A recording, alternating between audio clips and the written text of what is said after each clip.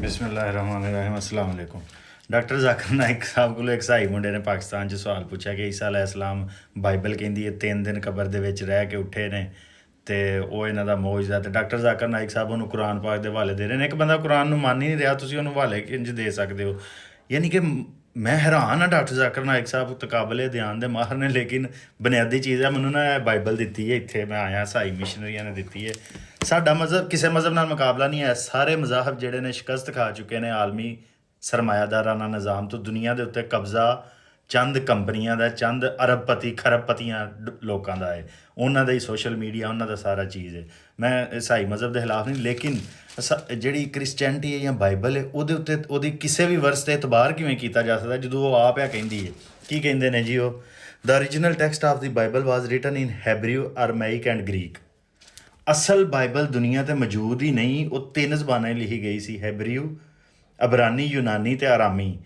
ਅਤੇ each generation and language group must translate the Bible into its own language. Bible ਦੇ ਸ਼ੁਰੂ ਤੋਂ ਹੀ ਲਿਖਿਆ ਕਿ ਇਹ ਕਿਤਾਬ 3 ਜ਼ਬਾਨਾਂ 'ਚ ਲਿਖੀ ਗਈ ਸੀ। ਉਹ 3 ਜ਼ਬਾਨਾਂ ਮੌਜੂਦ ਹੀ ਨਹੀਂ ਦੁਨੀਆ 'ਤੇ। ਅਤੇ ਉਹ ਜਿਹੜੀ ਆਇਤ ਪੜ੍ਹ ਰਿਹਾ ਮੁੰਡਾ, ਉਹ ਅਸਲ ਅਲਫਾਜ਼ 'ਚ ਕਿਵੇਂ ਮੌਜੂਦ ਹੋ ਸਕਦੀ ਹੈ? ਦੂਸਰੀ ਗੱਲ ਉਹਦੇ ਕੀ ਲਿਖੀ ਹੈ? It is not really a single book at all. Bible ਵਾਲੇ ਆਪ ਕਹਿ ਰਹੇ ਨੇ ਇੱਕ ਬੁੱਕ ਨਹੀਂ। The word Bibles mean library. ਇਸ ਬਾਈਬਲ ਜਿਹੜਾ ਲਿਖਿਆ ਇਹਦਾ ਮਤਲਬ ਹੈ library. And that exactly what it is 66 books in 39 in first section, 27 in the second. It was written by about 40 authors over time period spanning more than 1000 years.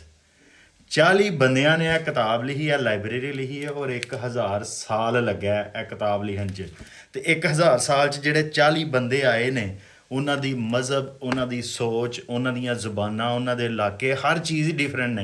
ਅਤੇ ਜਦੋਂ 40 author ਨੇ ਇਸ ਕਿਤਾਬ ਦੇ, ਇਸ ਲਾਇਬ੍ਰੇਰੀ ਦੇ, ਅਤੇ ਉਹ 1000 ਸਾਲ 'ਚ ਲਿਖੀ ਗਈ, ਉਹ ਕਿਵੇਂ ਕਾਬਲੇ ਇਤਬਾਰ ਹੋ ਸਕਦੀ ਉਹਦੀ ਕੋਈ ਵੀ ਗੱਲ?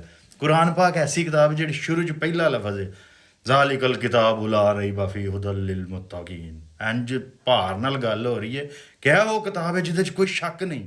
ਇਹਦੇ 'ਚ ਪਹਿਲਾਂ ਹੀ ਉਹ ਕਹਿ ਰਹੇ ਨੇ ਇਹਦੇ 'ਚ ਸ਼ੱਕ ਹੈ। ਮਸਲਨ ਮੁਕਾਬਲਾ ਹੀ ਨਹੀਂ ਹੈ। ਡਾਕਟਰ ਜ਼ਾਕਿਰ ਨਾਇਕ ਸਾਹਿਬ ਨੂੰ ਇੰਝ ਜਵਾਬ ਦੇਣਾ ਚਾਹੀਦਾ ਸੀ ਕਿ ਉਹ ਜਿਹੜੇ ਤੂੰ ਕਹਿ ਰਿਹਾ ਈਸਾ ਅਲੈਹਿਸਲਾਮ ਕਬਰ 'ਚੋਂ ਉੱਠੇ ਨੇ, ਕੁਰਾਨ ਕਹਿ ਰਿਹਾ, ਕੁਰਾਨ ਦਾ ਦਾਵਾ ਹੈ, ਬਾਈਬਲ ਦਾ ਕੋਈ ਦਾਵਾ ਨਹੀਂ। ਬਾਈਬਲ ਵਾਲੇ ਆਪ ਕਹਿ ਰਹੇ ਨੇ ਕਿ ਨਾਕਾਬਲੇ ਇਤਬਾਰ ਹੈ। ਕੁਰਾਨ ਨੇ ਇੰਝ ਦੀ ਕਿਤਾਬ ਲੈ ਆਓ।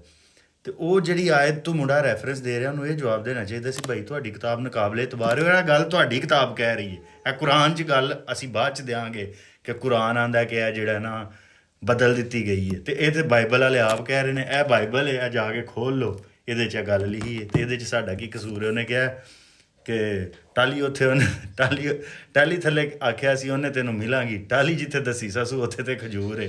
ਇਹਦੇ ਵਿੱਚ ਦੱਸੋ ਹੁਣ ਮੇਰਾ ਕੀ ਕਸੂਰ ਹੈ?